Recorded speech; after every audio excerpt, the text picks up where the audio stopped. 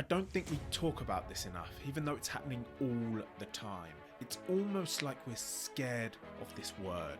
So let's spend some time breaking down the silence that surrounds it.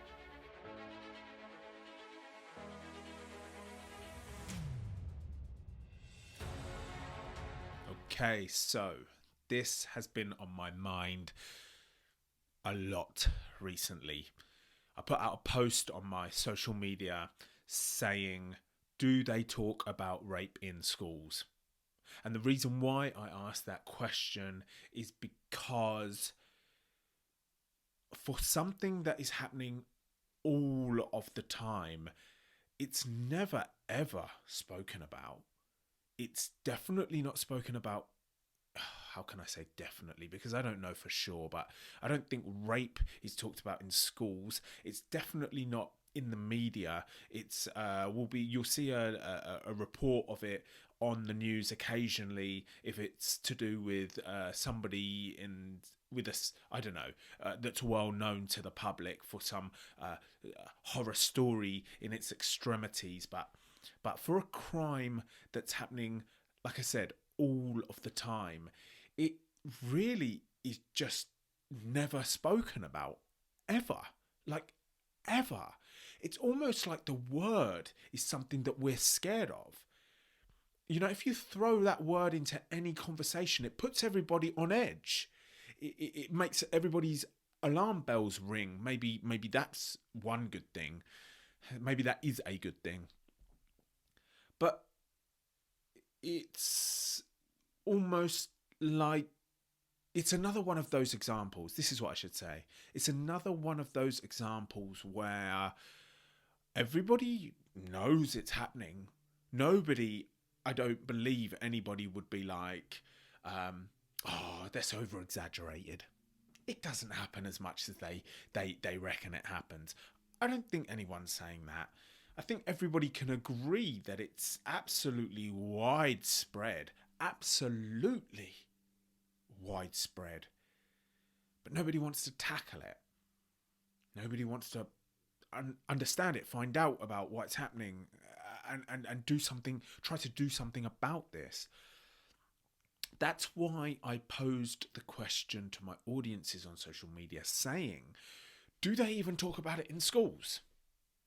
And when I put that as kind of like the headline of the post, I wanted that to grab people's attention, because you think about rape and school and you think, well, there's no connection there.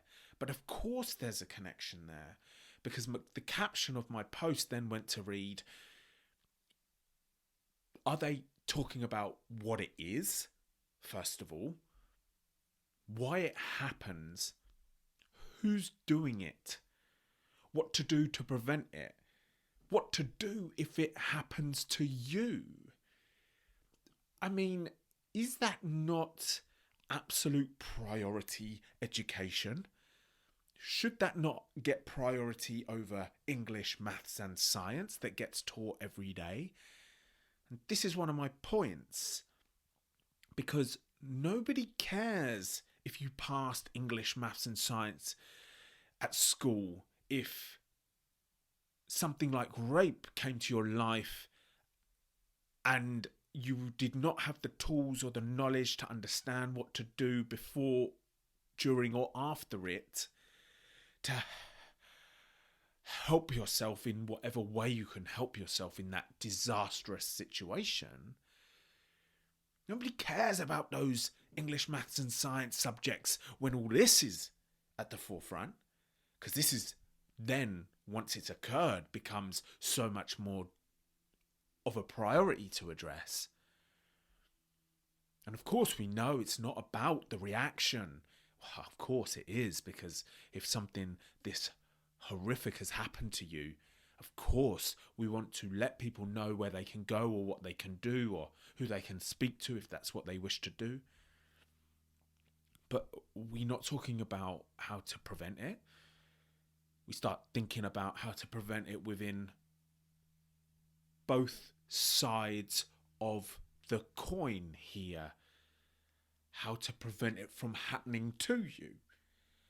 But how to prevent your life going down a road where you may do this to someone. And that's something we don't like to think about. Because if you think about a classroom of children, we're going to say that there is going to be at least one person in that classroom. Let's take a classroom of 30 young people. There's going to be at least one child in that classroom that's going to grow up and commit a sexual crime, a crime of a sexual nature. I think people would be happy to put their money on that being a true prediction. And if you don't like that prediction, let's take the whole school. We're going to say that at least one child at that school is going to be somebody who's going to carry out a crime of a sexual nature. And one of those could be rape. But did anybody talk to any of those children about the consequence of rape, even within the system of law that we have? You know, if we don't want to get into the nitty gritty of the content, could we not even talk about the way the law handles people who commit sexual crimes as a possible deterrent? I mean, but that opens my mind up to, are schools even talking about the consequence of committing a crime in general? What can happen to you if you do commit a crime? What the law is in this country, in the country that the child is in. I mean, now my mind is bubbling with these ideas. We're not talking about any of these things. Crimes of a sexual nature. Nobody wants to talk about that. We don't want to talk to that about young people. We don't want to talk to that about adults. So then, when it keeps happening all the time, are we surprised? Like, should we be surprised? Should we be shocked by that? Or is that, of course, going to be the outcome of a lack of education and giving people the tools and the knowledge to navigate around these situations that are occurring? I even feel like the word rape is, I kind of want to say like an avoidance, a word that helps us avoid what it really is. Because you hear the word, it's obviously horrendous and shocking and alarming in your head, but we quickly pass on. We quickly pass that by. Because if you really want to, if you allow yourself to visualize what it really is, what actually is it then, is the question I want to ask. So we can visualize what it really is. And the words that come to mind are, well, the one big word that comes to mind is force. Of course, we can use the word consent. That's a softer word. I want to use the word force. But what actually, well, when I say, if you really visualize what that word means, we can create a very intense picture in our head. If we were to show the public what it actually is, through reconstruction, through film, through art, would it then not allow people to avoid the horrific nature of the crime, and it will get a lot of people to stand up and be like, we have to do something about this? Would it also help people have empathy for the people that have been through an experience like this before, and help them understand why it's often changing the course of people's lives? often, more often than not, absolutely changing the course of someone's life, changing their personality in a negative way that wouldn't have happened if this occurrence of rape hadn't come to their life. Now, of course, the negative effect on someone's personality isn't always the case. I'm not saying that's for every situation, but we could probably say most. We could probably say most of those people are suffering for the whole of their life following an experience of forced sex. I know there's a lot of talk about consent these days, and I hear that there's a lot of talk about consent in schools these days. Thumbs up from me. Absolutely incredible. Something that, as a young man, I was never even spoken to about. It wasn't even in my mind, consent.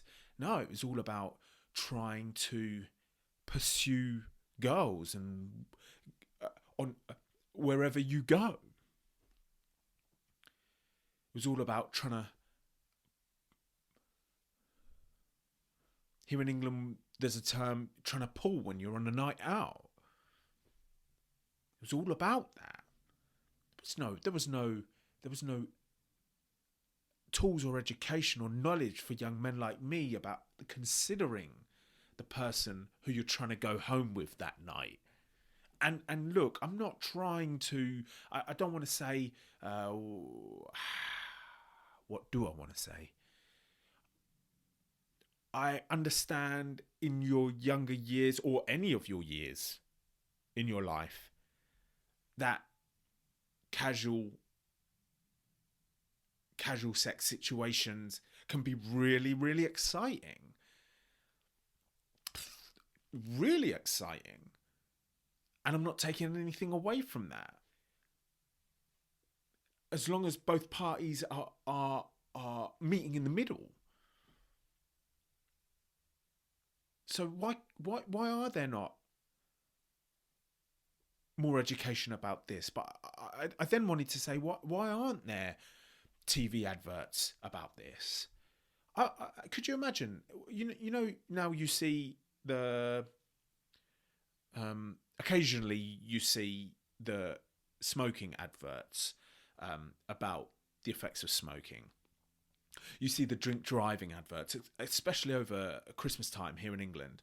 There's big campaigns for the drink driving adverts. Could you imagine if there were TV adverts for ensuring that the person you're having sex with is giving consent? It starts to become tricky, doesn't it? Because what we're supposed to do is start writing contracts before we engage with someone. That's very manufactured, yeah. I don't know. I don't have the answers. But what I do know is not talking about things like crimes of a sexual nature is not going to help anything. Not one thing. Not one thing. Are we going to talk about things like the statistics of crimes of a sexual nature committed by males over females? I don't know what the numbers are, but it's overwhelmingly males carrying out crimes of a sexual nature. Why? Should we not understand that a bit better? And then shall we not tailor some of this conversation towards men?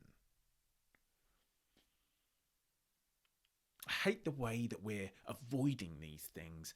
I hate the way that we're avoiding things that if they happen to us or somebody close into our family, it would rip our lives apart. So if there's something that severe going on widely on this planet, then shouldn't we be hard at work at it? Shouldn't we? Nothing else really should matter except for working at these things. Talking about them on social media platforms, on YouTube channels, creating clever TV content, pushing the media companies to report on these things,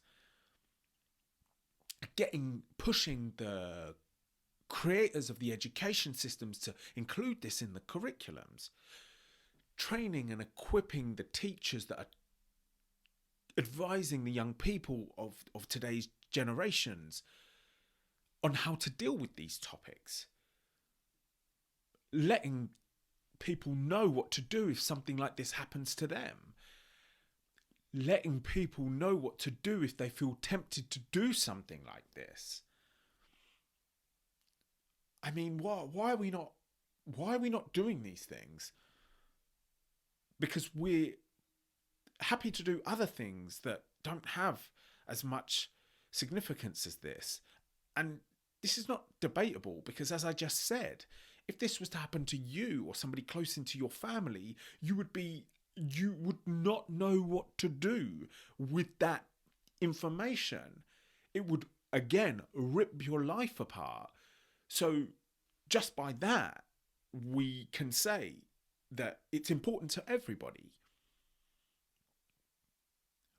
Why are the charities that deal with these types of crimes in a supportive nature of any sort, why are they not given funding so that they have more revenue to build their projects further? Why are we not encouraged? Why is it not culture for us to give some more of our earnings to these people? Maybe it would be great if it was culture that we would all give 1% of our wage for those that can afford it to a charity, and that was just the done thing. Because let's face it, the government aren't really going to move very quickly on things like this, right? We're relying on the charities to do these things. Why are we relying on the charities? The government should be on this, but yes. What if we can't afford to give a certain percentage of our wages for the people that can afford it to these charities? Then maybe we could just give some of our time. Maybe we could volunteer on a helpline. Maybe just 1 hour a week, 2 hours a week. It would just mean you didn't watch TV for one night of that week. Everybody's got that. I just want change. I just want things to change in these areas. And maybe we could initiate that change here on this channel.